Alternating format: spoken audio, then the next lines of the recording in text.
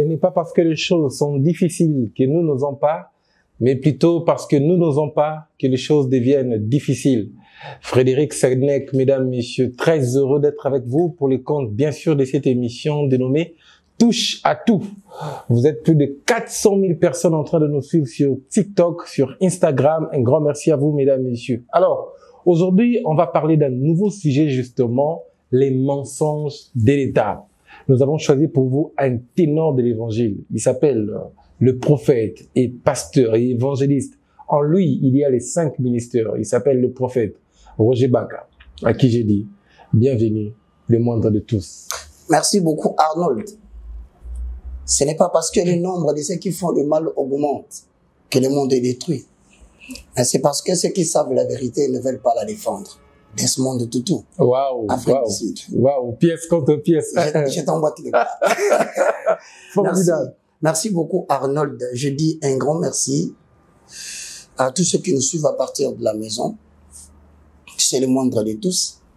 Nous voici encore une fois pour pouvoir cogiter autour de la thématique que Arnold vient de citer.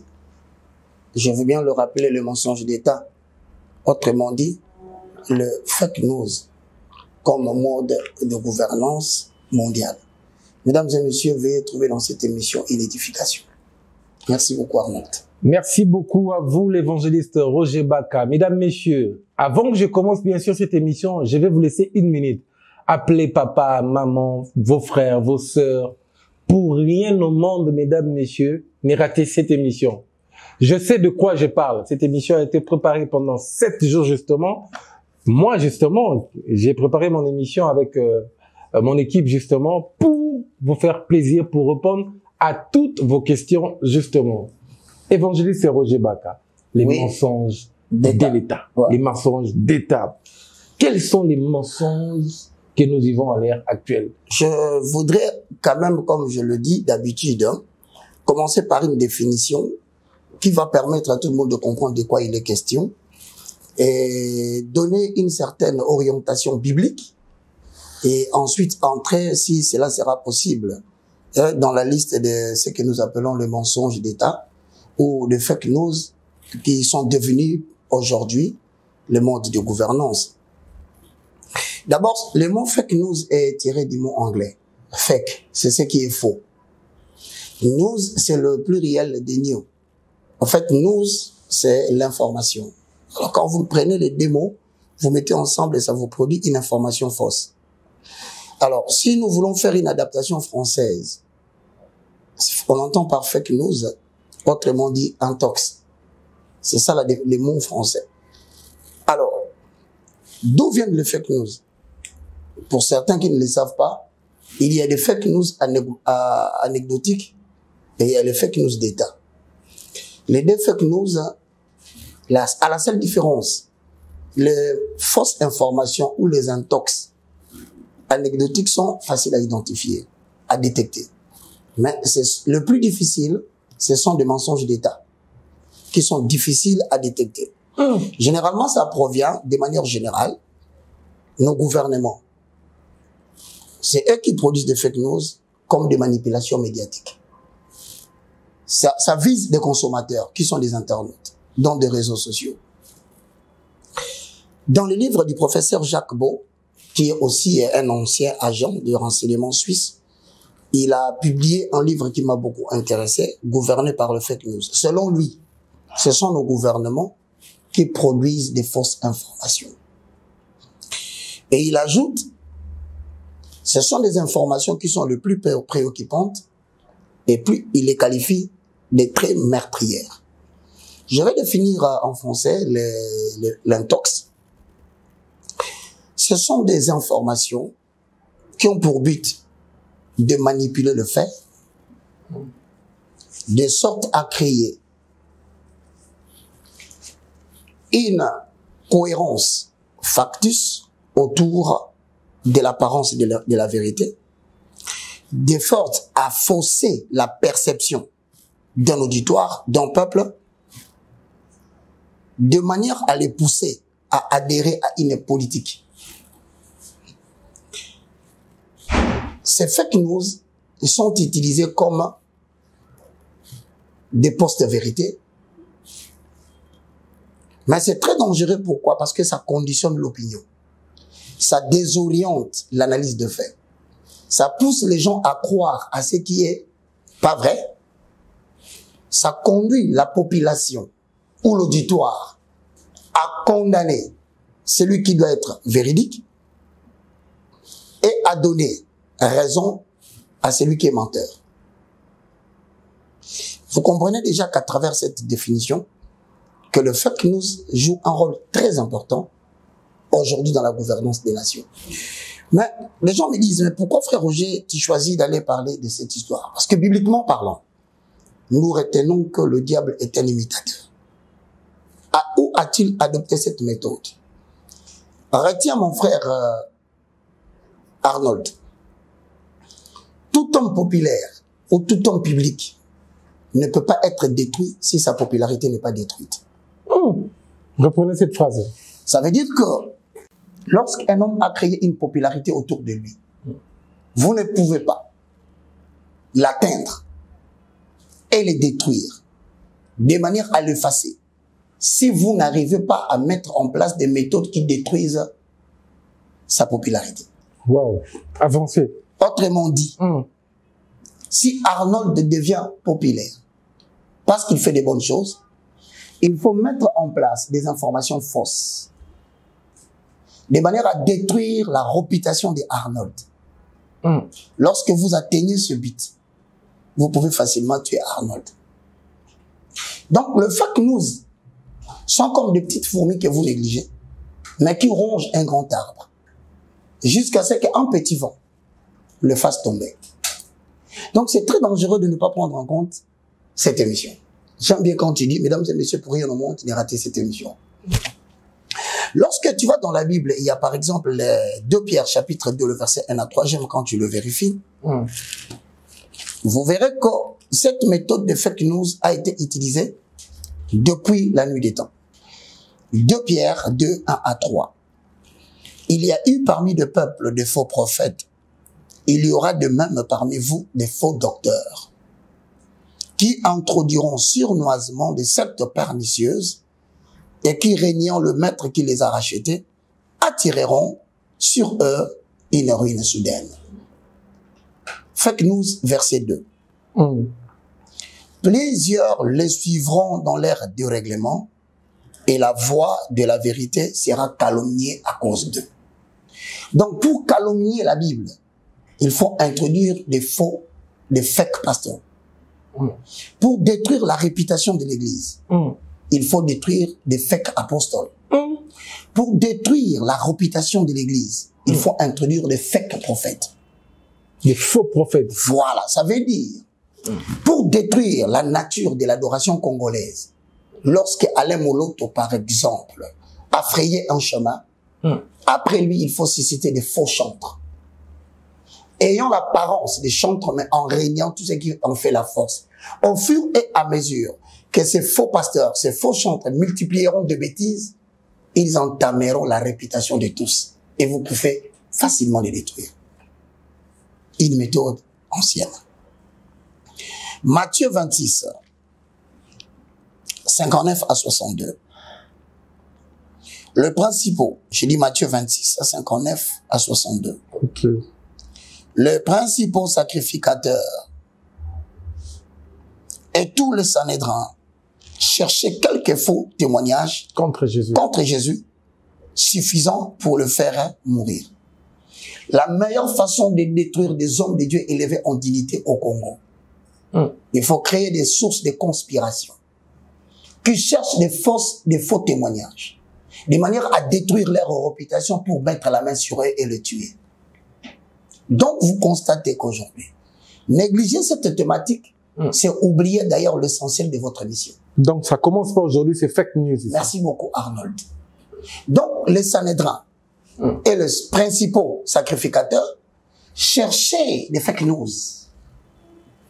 de manière à salir la réputation de Jésus. En le salissant, sa foule va le rejeter. Et lorsque la foule le rejette, il tombe entre les mains des autorités, Les autorités le prenant atteindront leur objectif de vouloir l'éteindre ou d'arrêter sa propension. Fake news. Il cherchait des faux témoignages. Il ne cherchait pas des vrais témoignages. C'est alors que tu verras des gens comme des grands pasteurs que j'aime beaucoup aux États-Unis, par exemple en Amérique du Sud, comme Jimmy Swaggart. Il fallait trouver des fake news. Parce qu'il dérangeait un système, on est arrivé à trouver une femme qui pouvait tenter l'homme de Dieu, le faire tomber dans un hôtel, utiliser cela comme une information correcte et démontrer qu'il dit des choses qu'il ne pratique pas. La population qui n'a rien à voir avec la source de cette information te rejette. Et le pouvoir et la puissance de l'élévation est éteinte. C'est comme ça que l'Église est en train de tomber. Je vais passer par là pour donner une troisième référence biblique qui nous permettra d'entrer dans la matière. Acte 16, 19 à 24. Acte 16, 19 à 24. Voilà, c'est le fondement. Lorsque vous êtes dans Acte 16, 19 à 24, voici ce que dit la parole de Dieu. Parce que certaines personnes estiment que le fake news, c'est une technologie récente. Non. C'est depuis la nuit des temps que cette méthode a été utilisée. Mesdames et messieurs, lorsque vous êtes dans Actes des Apôtres, chapitre 16, le verset 19, le maître de la servante, voyant disparaître l'espoir de leur gain, le fake news sont des méthodes utilisées pour récupérer le gain perdu.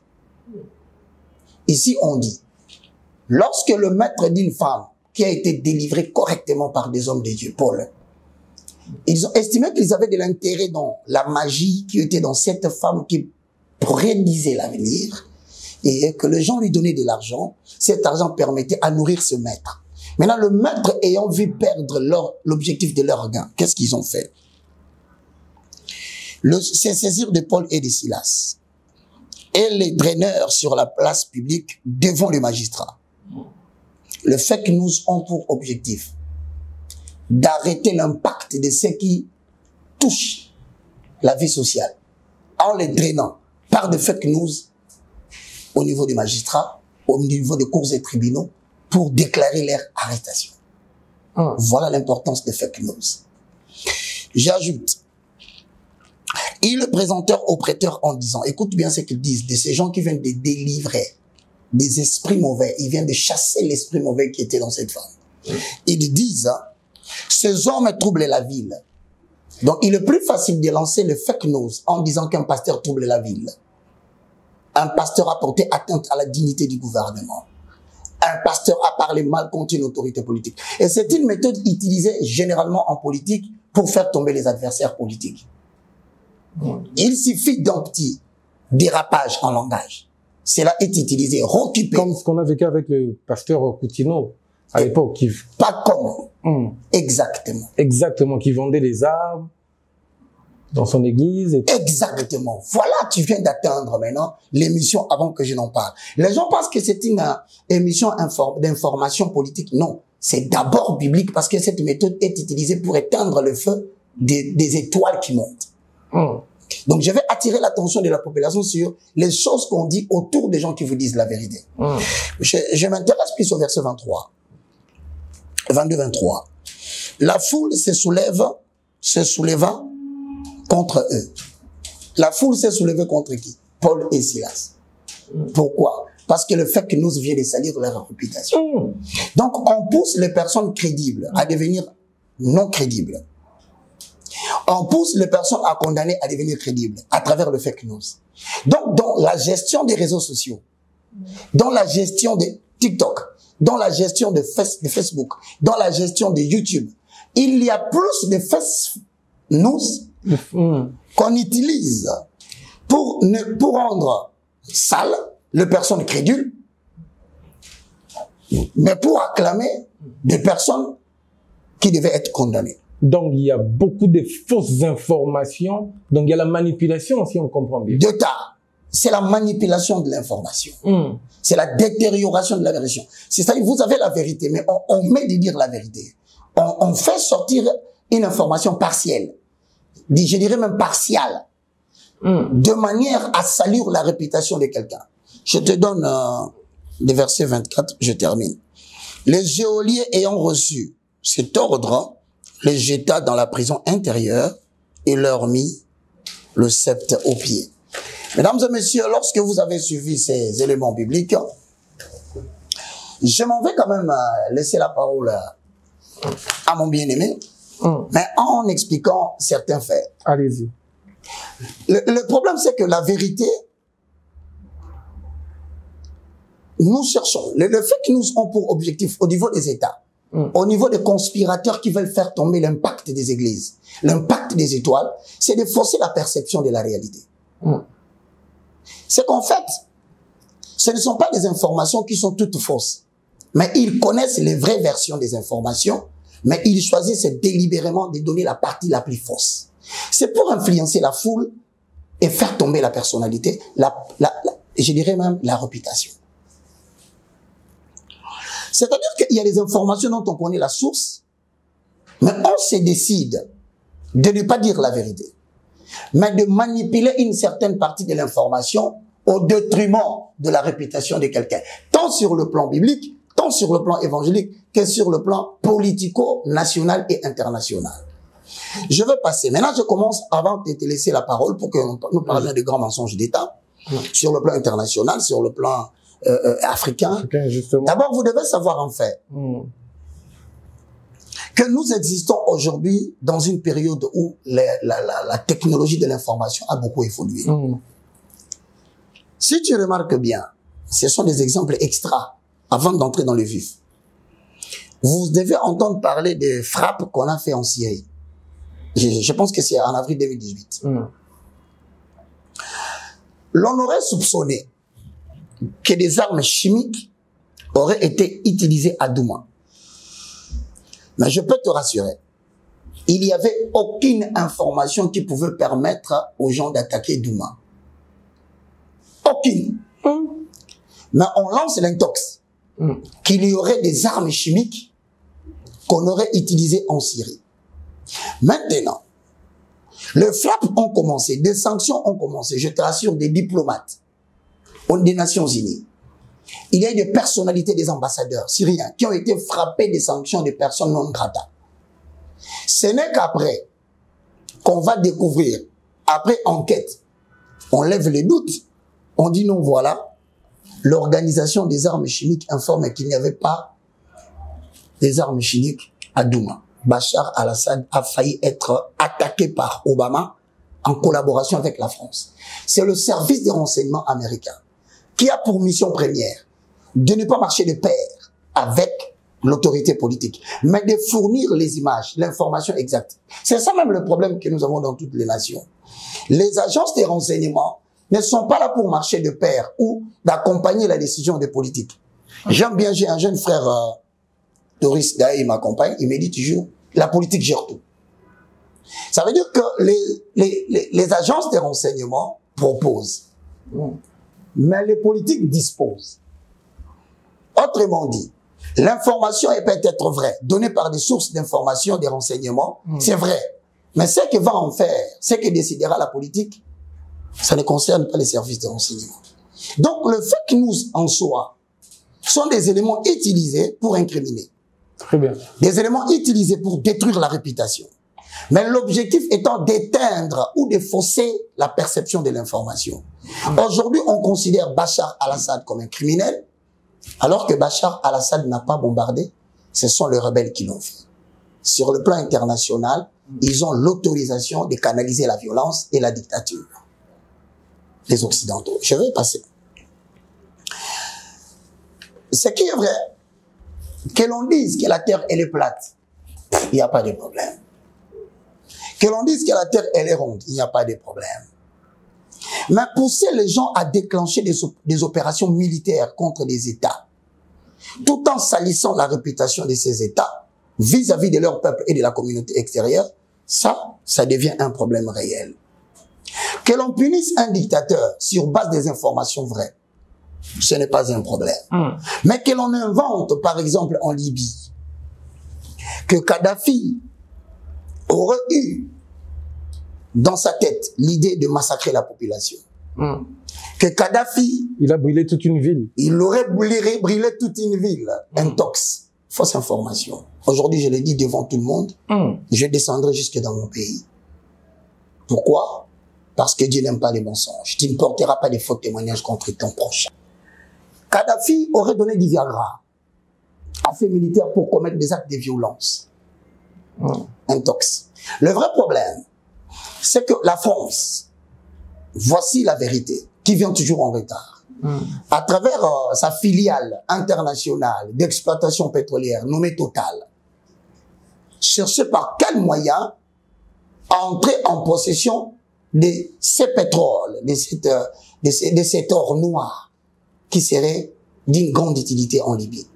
Alors, il va créer des intox pour attaquer ou canaliser cette violence, cette dictature, de manière à avoir l'approbation de la population qui rejette son autorité, de manière à faire haïr l'autorité pour avoir l'accès facile à travers les intox à évincer toute une autorité. Kadhafi est tué. Et qu'est-ce qu'on dit? Que Kadhafi aurait permis qu'il y ait des violences par rapport à ses soldats. Vous savez, les unités militaires commettent des bévues que lorsque la chaîne de commandement est brisée. Le commandement est l'essence de l'armée. C'est-à-dire, quand vous tuez les responsables des commandements, c'est alors que vous facilitez le développement des exactions. Donc, on a délibérément choisi de faire tomber Kadhafi pour exploiter le pétrole libyen en provoquant cet intox selon lequel Kadhafi serait un criminel. Est-ce qu'il y a-t-il des choses qui se sont faites comme ça? Je te laisse la parole pour que nous puissions avec toi. Très bien. Maintenant, analyser les mensonges d'État dans une liste de 3-4 personnes. Waouh. Parce que touche à tout. Touche à tout. C'était formidable votre exposé. Merci. Justement, je vous ai laissé votre temps parce que là, il y a beaucoup de questions. Mais avant tout, je vais vous donner cette question et puis je vais donner maintenant des sous-questions justement. D'accord. Donnez-nous quelques listes des mensonges de l'État sur le plan international, sur le plan africain et sur le plan national. Donnez-nous quelques listes et des exemples. C'est une très belle question. Mon cher Arnold, Jean 8:32 dit, vous connaîtrez la vérité et la vérité vous affranchira. Je voudrais te signaler que les Occidentaux, ça fait plus d'un siècle qu'ils font vis-à-vis du monde, de l'Afrique et de notre nation, une guerre. Mais c'est une guerre d'intelligence. Pour mériter le royaume de ciel, le paradis, on ira un jour au paradis dans un lieu bien luxueux que Dieu a créé pour nous. Est-ce vrai ou un fake news aussi? Est-ce un paradis existe? On ira un jour vivre dans un paradis, pas de souffrance, ou un fake news aussi? Une minute. Merci beaucoup, mon frère. Je voudrais ici relever un fait. Nous venons de quelque part, donc nous allons quelque part. C'est une vérité incontestable. Le monde a un commencement, et donc le monde aura une fin. C'est une vérité incontestable. Paradis ou pas paradis, mais du moins nous savons qu'il y a une vie après la mort. Puisque ceux qui sont morts ne sont pas revenus, où sont-ils? On n'a pas besoin que quelqu'un te donne de l'évangile pour cela. Donc il existerait certainement un Dieu qui a créé le ciel et la terre, et qui nous a, de manière spirituelle, rassuré qu'il y a une vie après la mort. Donc, parler du paradis, ça devient un mensonge lorsque on dit aux Congolais ou aux Africains chrétiens, crédules, que ne faites rien sur la terre, ne désirez rien sur la terre, ne travaillez pas sur la terre, parce qu'il y aurait un endroit où vous aurez tout. Voici le fake news des éléments qui constituent les églises de Reveil. Entretenir un tel message, c'est endormir la population et participer à la supercherie de Léopold II. Très bien. Deuxième question de touche à tout, prophète Roger Baka. Nous avions actuellement beaucoup de versions de la Bible, justement. Louis II, la traduction du Monde Nouveau, la Bible des Jovistes, traduction du Monde Nouveau, les Sommaires, la Bible catholique avec Siracide, Judith, Maccabée, tout ce qui va avec. Quelle est la vraie Bible à utiliser? C'est l'esprit de l'homme, en collaboration avec le Saint-Esprit. Pourquoi je dis ça? Parce que cette version biblique que j'ai, c'est la version Scofield. Scofield. Ouais. C'est une traduction. Vous avez la version Thompson, qui a fait 20 ans, 2 décennies pour sa traduction. Vous avez la version Saber, qui est une Bible de référence. Mais devons-nous compter sur les Écritures? Non, parce que c'est l'œuvre de la tradition des hommes. Il peut y avoir des erreurs. Mais ce n'est que pour nous identifier au message du roi des rois, qui doit confirmer le Saint-Esprit dans notre esprit pour les obéir. Je vais te dire, lorsque le roi Augustin, 1 minute, a demandé que l'on puisse réunir les 66 livres, en fait, c'est pour mettre dehors le Siracide, le Maccabée, la sagesse. La sagesse. Vous ne vous posez jamais cette question parce que la Bible qui contient tous ces livres-là, ce sont des Bibles tout à fait romaines. Et que les canons hébreux, qui nous a favorisé d'avoir ces versions, les canons de l'Évangile, a trouvé que ces livres étaient là pour résoudre les problèmes de la société. Et que ça n'avait aucune importance sur la relation entre l'esprit de l'homme et le Saint-Esprit. Très bien. Voilà pourquoi on ne les a pas introduits, annexés ici. Donc ici, nous devons retenir une chose. Que le véritable... Question simple. Quelle est la meilleure version utilisée? C'est le Saint-Esprit à travers la prière. Parce Parmi les versions citées. Voilà la véritable version, justement. Toi, tu me parles de la version écrite des mains des hommes. Moi, je te parle du témoin de Genèse 1:1. Au commencement, Dieu créa le ciel et la terre, et l'Esprit de l'Éternel mouvait sur les eaux. Donc, l'Esprit de l'Éternel est témoin de la création au-delà des Écritures. Parce que les Écritures peuvent être limitées. Quand tu vas dans le livre de Jean, vers le dernier chapitre, la Bible dit, Jésus a encore fait d'autres miracles, mais qui n'ont pas été écrits sur cette Bible. Parce que si on l'écrivait réellement, ces livres ne les contiennent pas. Toute question pour 1 minute. Christ lui-même utilisait quel livre? Il est le livre. Voilà. Oui. Voilà le vrai problème. Jean, chapitre 1, le verset 1. Quand il ouvre quoi? Au commencement, là, il a ouvert la Torah. La Torah. Christ lui-même utilisait la Torah. Voilà, ça c'est la Torah. Ce sont des écrits de l'époque. Mais lui, quand il est venu... Pourquoi nous, chrétiens, on n'utilise pas la Torah? Parce que la Torah est l'ombre des choses à venir. La Torah, les Écritures, le papyrus, tout ce qu'il y avait comme document au niveau du temple, cela ne parlait que d'un homme qui allait venir. Voilà pourquoi j'ai dit que dans Hébreux chapitre 8, le verset 7, l'Ancien Testament, Hébreux chapitre 10, le verset 1, l'Ancien Testament prêche l'ombre des choses à venir et non l'exacte représentation. Voilà pourquoi Christ, quand il entre dans le temple, il tombe sur la référence où il dit « L'Esprit de l'Éternel est sur moi ». Il m'a oint. Le schéma du ministère. En fait, l'humanité attendait quelqu'un qui sera l'incarnation des Écritures. Et il y avait une chaise qui était là, sur laquelle personne ne pouvait s'asseoir. Nous sommes sur touche à tout. Exactement. Jésus vient, il s'assoit, il dit, toutes ces paroles que vous venez d'entendre viennent de s'accomplir aujourd'hui. Pour dire, les Écritures que vous avez lues ont parlé de moi. 1 minute touche à tout, on tend vers la fin. Exact. Est-ce qu'une femme peut prêcher des... Je vais répondre en te disant ceci. Lorsque vous allez dans Joël chapitre 2, le verset 18 jusqu'à 28, dans d'autres versions, c'est écrit dans Joël 3. Vers le temps de la fin, je répandrai de mon esprit sur toute chair. Il est écrit, vos fils et vos filles prophétiseront. Le verbe prophétiser signifie être porte-parole du message de Dieu. À celui qui pense que une femme ne doit pas prophétiser, autrement dit, être porte-parole de l'Éternel, porteur du message de Yahvé, écrit ou inspiré. C'est ça le verbe prophétiser. Maintenant, certains disent que la femme ne doit pas prêcher vers ces temps de la fin. La conception et la perception de la femme nous renvoient dans la pensée de Paul qui dit l'homme représente Christ, la femme représente l'Église. Alors, quand vous dites que la femme ne doit pas prêcher, est-ce que vous réalisez que vous demandez à l'Église de ne pas faire l'évangélisation?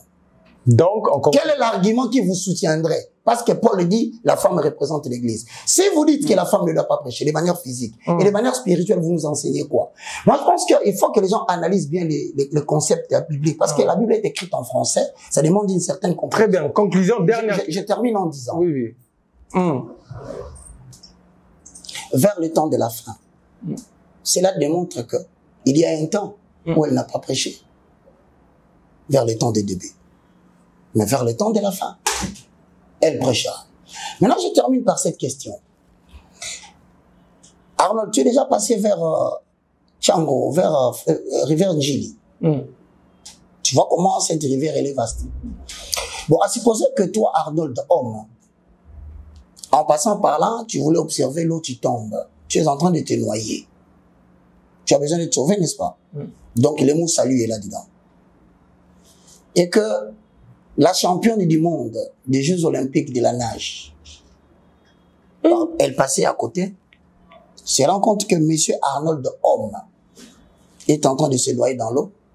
Elle plonge parce qu'elle sait qu'elle sait nager. Vous n'allez pas les refuser parce qu'elle a démontré. Sagesse. Waouh. Et qu'à l'intérieur de l'eau, il touche Arnold. Le soulève jusqu'à faire sortir sa tête de l'eau.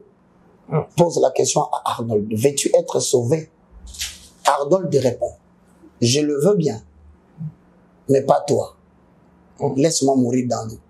Parce que c'est une femme qui me sauve. Attention, le salut n'a pas de sexe. Le salut, c'est un but. Applaudissez pour ça quand même. Non, non, non. Waouh, waouh, waouh. Le salut n'est pas... Reprenez cette phrase-là. Le salut n'a pas de sexe. Le salut n'a pas de sexe. Le salut n'est pas un... Chère maman, prêchez si vous êtes rempli de Saint-Esprit. Le salut n'est pas une femme. Le salut, c'est une vision. Allez partout dans le monde. Voilà pourquoi je regarde en face ceux qui me regardent. Chutez avec ça, chutez. Ne vous mettez pas à prendre la place de Dieu. Laissez Dieu utiliser qui il veut. Attendons le dernier jour. S'il va bien renvoyer chez le diable les âmes qu'auraient gagné les femmes. Mais je vous dis, les syllogismes disent ceci. Si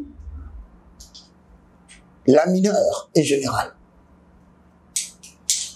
la majeure est générale, donc la conclusion doit l'être. Définitivement. C'est le mot disponent opponens. Voir le cours de logique. Très bien. Je termine en concluant. Terminé. Si Dieu dit, allez partout dans le monde, quelqu'un va me dire, non, il disait cela aux apôtres. Ah bon? Mais le jour de la Pentecôte, dans Actes des Apôtres chapitre 2, l'Esprit de l'Éternel était descendu seulement sur les hommes et c'était pas Marie qui était là. Si l'Esprit descend sur Marie pour que Marie puisse parler en langue, Alpha descend, mais en Oméga il s'est contredit. Le principe divin voudrait dire, il est le même dans l'Alpha, il est le même dans l'Oméga. Donc s'il est descendu sur les hommes pour prêcher, il descend sur la femme pour prêcher. Les femmes doivent prêcher. Merci beaucoup à vous, hommes de Dieu. Mais ça doit faire l'objet d'un débat. Oui. À la suite pour que je te donne des arguments. Justement. D'ailleurs, je te donne le terme. Les femmes dans le ministère chrétien. Une minute touche à tout, on tend vers la fin. Exact. Est-ce qu'une femme peut prêcher des... Je vais répondre en te disant ceci.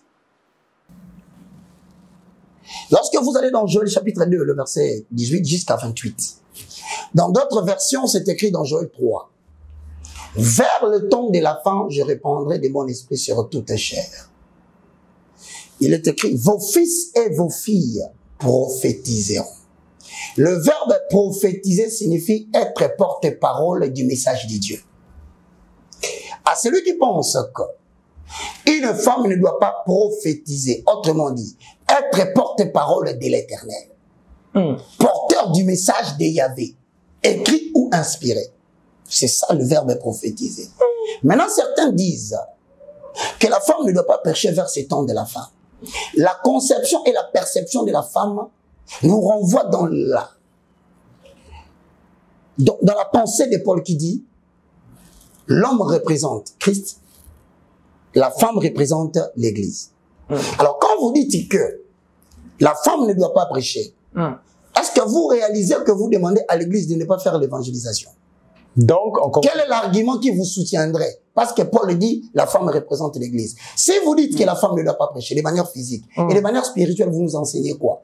Moi, je pense qu'il faut que les gens analysent bien le concept biblique. Parce que la Bible est écrite en français, ça demande une certaine compréhension. Très bien. Conclusion, dernière... Je termine en disant. Oui, oui. Vers le temps de la fin, cela démontre que il y a un temps où elle n'a pas prêché. Vers le temps des débuts. Mais vers le temps de la fin, elle prêchera. Maintenant, je termine par cette question. Arnold, tu es déjà passé vers Tchango, vers rivière Njili. Tu vois comment cette rivière elle est vaste. Bon, à supposer que toi, Arnold, homme, en passant par là, tu voulais observer l'eau, tu tombes. Tu es en train de te noyer. Tu as besoin de te sauver, n'est-ce pas? Donc, le mot salut est là-dedans. Et que la championne du monde des Jeux Olympiques de la nage, elle passait à côté, se rend compte que monsieur Arnold Homme est en train de se noyer dans l'eau. Elle plonge parce qu'elle sait qu'elle sait nager. Vous n'allez pas les refuser parce qu'elle a démontré. Sagesse. Waouh. Et qu'à l'intérieur de l'eau, il touche Arnold. Le soulève jusqu'à faire sortir sa tête de l'eau. Pose la question à Arnold. Veux-tu être sauvé? Arnold répond. Je le veux bien, mais pas toi. Laisse-moi mourir dans l'eau. Parce que c'est une femme qui me sauve. Attention, le salut n'a pas de sexe. Le salut, c'est un but. Applaudissez pour ça quand même. Non, non, non. Waouh, waouh, waouh. Le salut n'est pas... Reprenez cette phrase-là. Le salut n'a pas de sexe. Le salut n'a pas de sexe. Le salut n'est pas un... Chère maman, prêchez si vous êtes rempli de Saint-Esprit. Le salut n'est pas une femme. Le salut, c'est une vision. Allez partout dans le monde. Voilà pourquoi je regarde en face ceux qui me regardent. Chutez avec ça, chutez. Ne vous mettez pas à prendre la place de Dieu. Laissez Dieu utiliser qui il veut. Attendons le dernier jour. S'il va bien renvoyer chez le diable les âmes qu'auraient gagné les femmes. Mais je vous dis, les syllogismes disent ceci. Si la mineure est générale, la majeure est générale, donc la conclusion doit l'être. Définitivement. C'est le mot disponendo ponens. Voir le cours de logique. Très bien. Je termine en concluant. Terminé. Si Dieu dit, allez partout dans le monde, quelqu'un va me dire, non, il disait cela aux apôtres. Ah bon? Mais le jour de la Pentecôte, dans Actes des Apôtres chapitre 2, l'Esprit de l'Éternel était descendu seulement sur les hommes et c'était pas Marie qui était là. Si l'Esprit descend sur Marie pour que Marie puisse parler en langue, Alpha descend, mais en Oméga il s'est contredit. Le principe divin voudrait dire, il est le même dans l'Alpha, il est le même dans l'Oméga. Donc s'il est descendu sur les hommes pour prêcher, il descend sur la femme pour prêcher. Les femmes doivent prêcher. Merci beaucoup à vous, hommes de Dieu. Mais ça doit faire l'objet d'un débat. Oui. À la suite pour que je te donne des arguments. Justement. D'ailleurs, je te donne le terme. Les femmes dans le ministère chrétien. Tu peux le dire. Très bien, très bien. Nous tendons vers la fin avec cette rubrique conçue par Reveil Coupaille et Jonathan. Image du jour. Oui, ça dit sur vérité sur ce que Dieu te dit pour la personne alors là-dessus. Okay. C'est comme si tu lui parlais dans sa chambre. Tu lui dis, Dieu m'a dit, arrête ça, fais ça, fais ça. Comme prophète. Première photo, frère Michel Bakinda. Regardez. Un conseil, une vérité pour lui. Bon. 30 secondes. Je vais vous dire ceci dans Matthieu chapitre 24, le verset 12. Tellement l'iniquité se sera accrue, l'amour d'un grand nombre se refroidira. Quand je regarde Michel Bakinda, je me dis, les diables ne visent pas les médiocres. Les diables visent le meilleur. Et je pense que tu as un don excellent et tu es visé. Que l'on ne t'amène nulle part à croire que ce que tu es devenu est ta force personnelle ou le mérite de tes forces. C'est Dieu qui t'a pris là où tu as pris pour te ramener là où tu es. Ne cède pas et ne va pas de l'autre côté. Quand vous dites céder, ça veut dire? C'est-à-dire quand je te dis le diable ne sollicite pas les médiocres. Tu sais, on peut facilement basculer des serviteurs de Dieu aux serviteurs du diable. Mais on ne se rend pas compte. Qu'est-ce que vous voyez quand vous voyez cette photo? Quand vous voyez Michel Bakinda? Je vois le monde des ténèbres vouloir les désorienter. Très bien. Et les pousser à poser un acte. Donnez-moi. Qui risque de le faire entrer de plein pied dans l'autre monde. S'il reçoit ce message, qu'il retourne à l'Éternel et qu'il réveille sa vie de prière parce qu'il n'est pas moindre. Très bien. 30 secondes encore. Cette photo. C'est Mike Kalambay. Si quelqu'un dit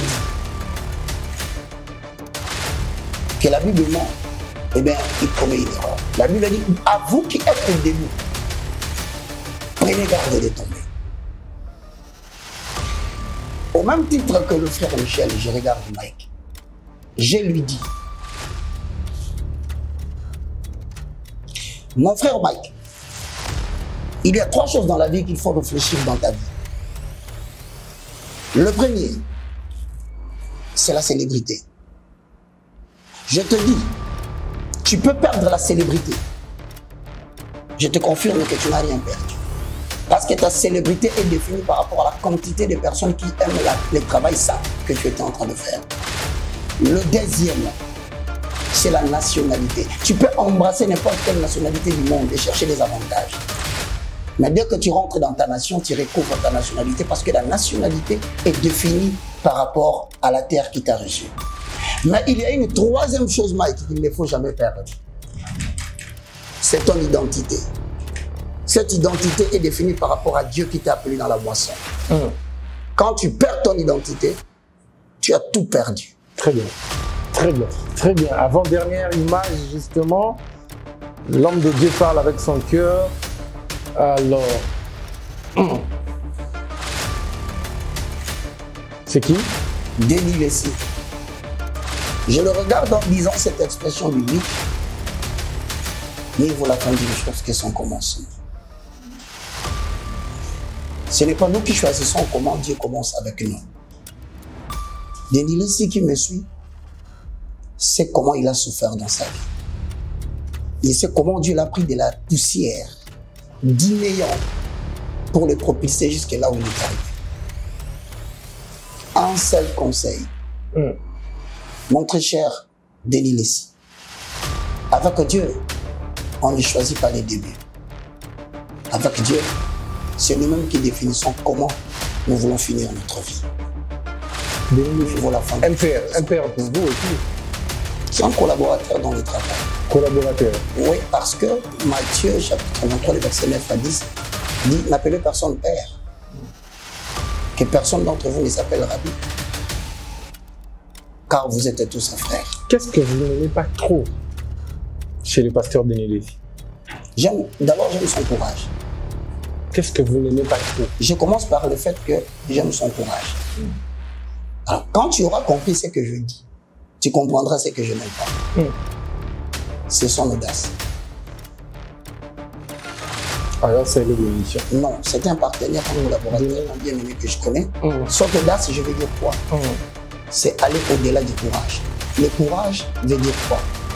C'est le fait qu'il y a la peur en toi, mais tu te décides d'affronter cette peur en te gérant bien.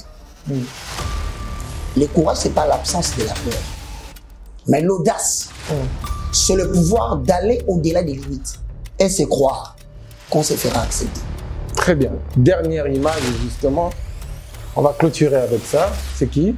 C'est monsieur Baraka Moudisho. Avant-dernière image. Je voudrais dire quelque chose à son sujet. Vous avez beau chercher à devenir serviteur, il faut l'être par appel et non par ambition.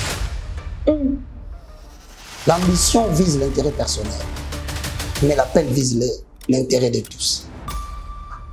Quand toute sa communauté va me suivre, je lui dis que c'est ce que Arnaud m'a demandé. Il faut servir Dieu par appel, il ne faut pas servir Dieu par ambition. C'est-à-dire? Être ambitieux de devenir serviteur de Dieu, c'est la volonté de vouloir devenir ce que tu ne seras jamais. Ça va te faire perdre l'argent, ça va te faire perdre le temps, ça va te faire perdre l'énergie, et au bout du tout, tu n'as pas servi. Et lorsque le Messie viendra, il te dira, loin de moi, je ne t'ai jamais connu. Donc à travers cette photo, j'interdis toutes les personnes qui ont des ambitions de devenir pasteur, les ambitions de devenir apôtre. On ne devient pas serviteur de Dieu par ambition, mais on devient serviteur de Dieu par vocation. Très bien. Qui est concrétisée par les éléments ci-après, je conclue. Très bien. Le premier, tu ne peux pas servir Dieu si tu n'as pas une expérience personnelle que tu as avec Dieu, que tu dois rencontrer. Deux, tu ne peux pas servir Dieu si tu n'as pas la spécificité d'un message. Tu ne peux pas te réveiller un bon matin. Tu es dans la prospérité, tu es dans les combats spirituels, tu es dans la délivrance et tu finis par la destruction des hôtels. Un serviteur de Dieu a une spécificité du message. Trois, on ne peut pas servir Dieu si on n'a pas la spécificité de vers quel peuple Dieu t'envoie. Ensuite, on ne peut pas servir Dieu Si on n'a pas la spécificité de la mission à réaliser, on ne peut pas servir Dieu à la fin si on n'a pas les points de départ et pas les points d'arrivée. Vous voulez comprendre ces éléments? Venez à l'université de la foi chrétienne. Très bien. Sur Bandal. Très bien. Avec vous là. 253. Chaque mercredi. Tu peux le voir. Très bien, très bien. Nous tendons vers la fin avec cette rubrique conçue par Reveil Coupaille et Jonathan. Image du jour. Oui, ça dit sur vérité sur ce que Dieu te dit pour la personne alors là-dessus. Okay. C'est comme si tu lui parlais dans sa chambre. Tu lui dis, Dieu m'a dit, arrête ça, fais ça, fais ça. Comme prophète. Première photo, frère Michel Bakinda. Regardez. Un conseil, une vérité pour lui. Bon. 30 secondes. Je vais vous dire ceci dans Matthieu chapitre 24, le verset 12. Tellement l'iniquité se sera accrue, l'amour d'un grand nombre se refroidira. Quand je regarde Michel Bakinda, je me dis, les diables ne visent pas les médiocres. Les diables visent le meilleur. Et je pense que tu as un don excellent et tu es visé. Que l'on ne t'amène nulle part à croire que ce que tu es devenu est ta force personnelle ou le mérite de tes forces. C'est Dieu qui t'a pris là où tu as pris pour te ramener là où tu es. Ne cède pas et ne va pas de l'autre côté. Quand vous dites céder, ça veut dire? C'est-à-dire quand je te dis les diables ne sollicitent pas les médiocres. Oh. Tu sais, on peut facilement basculer des serviteurs de Dieu aux serviteurs du diable. Mais on ne se rend pas compte. Qu'est-ce que vous voyez quand vous voyez cette photo? Quand vous voyez Michel Bakinda? Je vois le monde des ténèbres vouloir les désorienter. Très bien. Et les pousser à poser un acte. Donnez-moi. Qui risque de le faire entrer de plein pied dans l'autre monde. S'il reçoit ce message, qu'il retourne à l'Éternel et qu'il réveille sa vie de prière parce qu'il n'est pas moindre. Très bien. 30 secondes encore. Cette photo. C'est Mike Kalandai. Si quelqu'un dit que la Bible ment, eh bien, il commet une erreur. La Bible dit, à vous qui êtes debout, prenez garde de tomber. Au même titre que le frère Michel, je regarde Mike. Je lui dis, mon frère Mike, il y a 3 choses dans la vie qu'il faut réfléchir dans ta vie. Le premier, c'est la célébrité. Je te dis, tu peux perdre la célébrité. Je te confirme que tu n'as rien perdu. Parce que ta célébrité est définie par rapport à la quantité de personnes qui aiment le travail sain que tu étais en train de faire. Le deuxième, c'est la nationalité. Tu peux embrasser n'importe quelle nationalité du monde et chercher des avantages. Mais dès que tu rentres dans ta nation, tu recouvres ta nationalité parce que la nationalité est définie par rapport à la terre qui t'a reçu. Mais il y a une troisième chose, Mike, qu'il ne faut jamais perdre. C'est ton identité. Cette identité est définie par rapport à Dieu qui t'a appelé dans la moisson. Quand tu perds ton identité, tu as tout perdu. Très bien. Très bien. Très bien. Avant-dernière image, justement, l'homme de Dieu parle avec son cœur. Alors, c'est qui? Denis Lessy. Je le regarde en disant cette expression biblique. Mais il vaut la fin d'une chose que son commencement. Ce n'est pas nous qui choisissons comment Dieu commence avec nous. Denis Lessy qui me suit, c'est comment il a souffert dans sa vie. Il sait comment Dieu l'a pris de la poussière d'ignorant pour le propulser jusque là où il est arrivé. Un seul conseil. Mon très cher Denis Lessy, avec Dieu, on ne choisit pas les débuts. Avec Dieu, c'est nous-mêmes qui définissons comment nous voulons finir notre vie. Voilà, un père pour vous aussi. C'est un collaborateur dans le travail. Collaborateur. Oui, parce que Matthieu, chapitre 23, le verset 9 à 10, dit « N'appelez personne père, que personne d'entre vous ne s'appelle rabbi, car vous êtes tous un frère. » Qu'est-ce que vous n'aimez pas trop chez le pasteur Denis Lessy? D'abord, j'aime son courage. Qu'est-ce que vous n'aimez pas trop? Je commence par le fait que j'aime son courage. Alors, quand tu auras compris ce que je dis, tu comprendras ce que je n'aime pas. C'est son audace. Alors, c'est l'évolution. Non, c'est un partenaire, un collaborateur, un bien-aimé que je connais. Son audace, je veux dire quoi? C'est aller au-delà du courage. Le courage veut dire quoi? C'est le fait qu'il y a la peur en toi, mais tu te décides d'affronter cette peur en te gérant bien. Le courage, c'est pas l'absence de la peur. Mais l'audace, c'est le pouvoir d'aller au-delà des limites et se croire qu'on se fera accepter. Très bien. Dernière image, justement. On va clôturer avec ça. C'est qui? C'est monsieur Baraka Moukisho. Avant-dernière image. Je voudrais dire quelque chose à son sujet. Vous avez beau chercher à devenir serviteur, il faut l'être par appel et non par ambition. L'ambition vise l'intérêt personnel, mais l'appel vise l'intérêt de tous. Quand toute sa communauté va me suivre, je lui dis que c'est ce que Arnaud m'a demandé. Il faut servir Dieu par appel, il ne faut pas servir Dieu par ambition. C'est-à-dire? Être ambitieux de devenir serviteur de Dieu, c'est la volonté de vouloir devenir ce que tu ne seras jamais. Ça va te faire perdre l'argent, ça va te faire perdre le temps, ça va te faire perdre l'énergie, et au bout du tout, tu n'as pas servi. Et lorsque le Messie viendra, il te dira, loin de moi, je ne t'ai jamais connu. Donc à travers cette photo, j'interdis toutes les personnes qui ont des ambitions de devenir pasteur, les ambitions de devenir apôtre. On ne devient pas serviteur de Dieu par ambition, mais on devient serviteur de Dieu par vocation. Très bien. Qui est concrétisée par les éléments ci-après, je conclue. Très bien. Le premier, tu ne peux pas servir Dieu si tu n'as pas une expérience personnelle que tu as avec Dieu, que tu dois rencontrer. Deux, tu ne peux pas servir Dieu si tu n'as pas la spécificité d'un message. Tu ne peux pas te réveiller un bon matin. Tu es dans la prospérité, tu es dans les combats spirituels, tu es dans la délivrance et tu finis par la destruction des hôtels. Un serviteur de Dieu a une spécificité du message. Trois, on ne peut pas servir Dieu si on n'a pas la spécificité de vers quel peuple Dieu t'envoie. Ensuite, on ne peut pas servir Dieu si on n'a pas la spécificité de la mission à réaliser. On ne peut pas servir Dieu à la fin si on n'a pas les points de départ et pas les points d'arrivée. Vous voulez comprendre ces éléments?